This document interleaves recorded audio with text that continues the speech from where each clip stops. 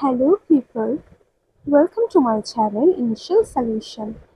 Today in this video I'll show you how to fix multi-images on Instagram post. So in this home page you have to go for this plus icon. Then there is two ways to select multiple photos.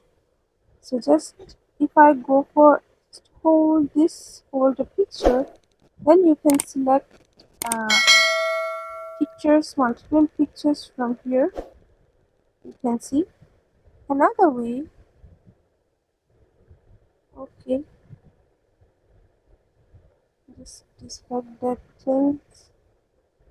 Okay, another way, just click on this multiple picture icon and you can select multiple picture. So that's it. This is how you can fix multi images on Instagram post. Hope this video helped you.